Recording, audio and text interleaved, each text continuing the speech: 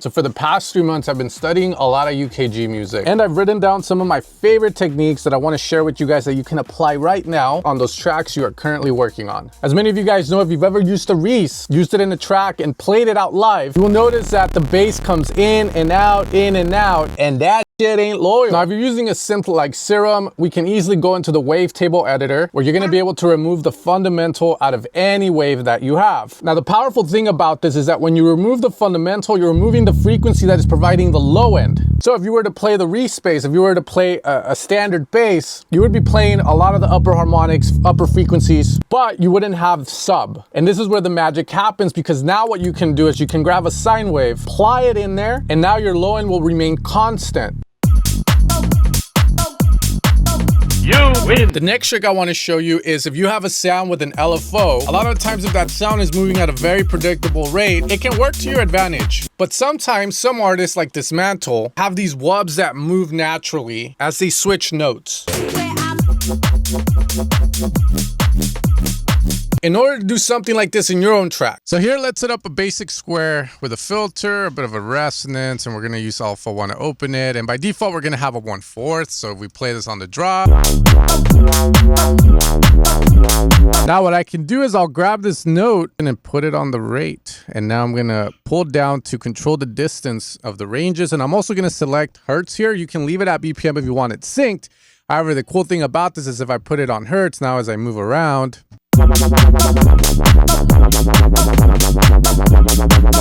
there's slight variation in the way the wubs happen, but now the key thing here is on this note, I can start to move it up, down, like so, to give it at different values some more.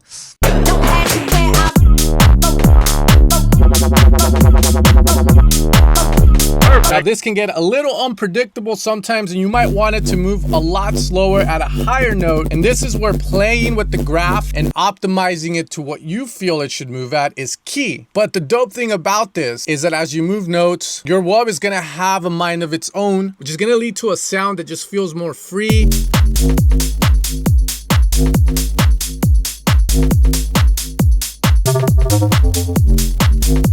Now, as a sound designer, one of the hardest things I've had to do is how can I make the square wave? That square waves just sound a lot more interesting. And one thing that I found while I was studying UKG tracks is that some artists would opt to add a nice interval. So what you want to do is you want to grab your trusty square bass, and all you're going to do is add a sine wave with a +4 in the semitones, which is going to turn this bass into something that's a little major-ish, and it will add musical character to the bass.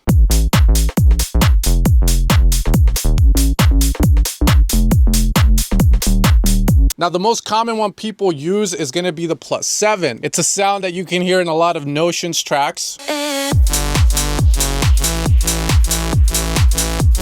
But what many people don't do is they don't add that +4.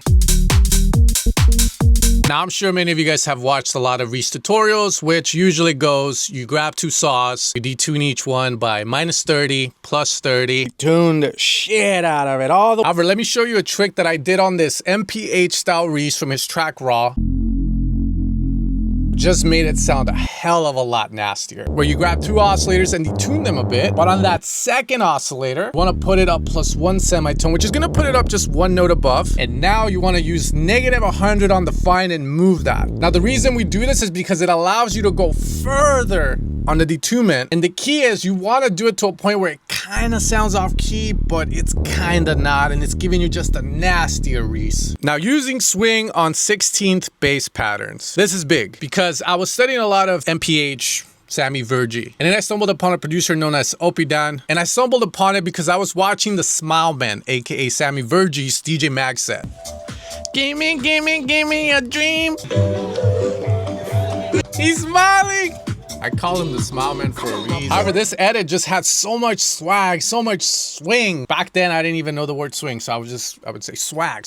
Instead of the bass being like very robotic, very stiff, it feels like it just starts getting more suave lit. And as I show people swing on social media, people keep asking me, how do you apply it? What do you apply it on? On the left side, you're gonna see groove, and you're gonna see this button, and you're gonna be able to pick swing. However, if you click here, you're gonna be able to add swing. 71, 63, but just a little pro tip, the higher the swing, the slower the BPM will feel. I'm gonna highlight everything and apply the swing I just picked, which is 71.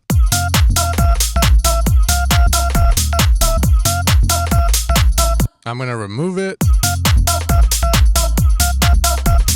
Now, depending on the swing, the intensity, the higher the intensity, the more the notes that land on the 16ths. You're gonna see some notes, mainly this note, because it's landing on that and it's getting shifted to the right. Now, if you're a younger producer that likes the new UKG stuff, I think I can call it that. God damn. UK bass, signs, different octaves, heavy distortion, change the volumes, also use harmonic intervals like +3, +4, +7.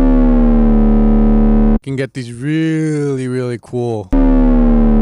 And just watch your sounds come to life.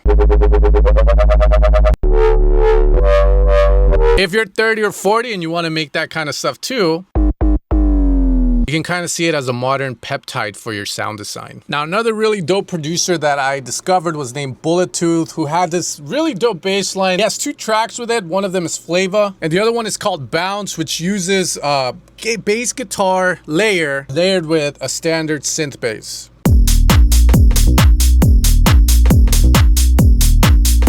And one of the last bass techniques I feel everyone needs to learn is layering their bass. For example, many people will use the Reese bass, but as I was diving into studying UKG music, I stumbled upon a Riordan track where he layers the Reese, but he layers this wide bass on top of it. Reese bass down the center, wide bass on the sides. And I feel that's a very proper example of how you would layer your basses. Add something new, something fresh to a familiar sound. Oh yeah, I almost forgot a bonus tip. If you're into the classic UKG sound, do not overcomplicate it. A standard square, high resonance filter, moving, will take you a long way if that's your cup of tea. Dance music holds a special place in my heart. Always been there for me when I was trying to lose weight in middle school and I was running up the hill where I was alone and trying to vibe with people at a rave. The music brought everyone together. And if you found any of these tips helpful, it's an honor to help you in some way or form. Now, if you guys enjoyed any of the sounds in this video, a lot of them are coming from my contribution to the UKG world. Omen,